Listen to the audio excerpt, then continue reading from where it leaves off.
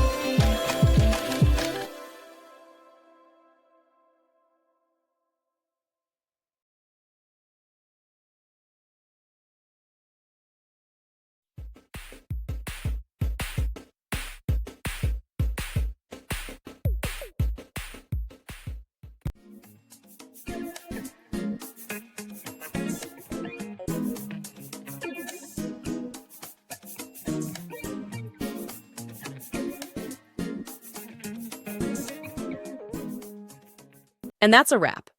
I hope you found the answer you were looking for. If you did, take a second to hit that subscribe button. It really helps out. And let me know in the comments which solution worked best for you. See you next time in the debug zone.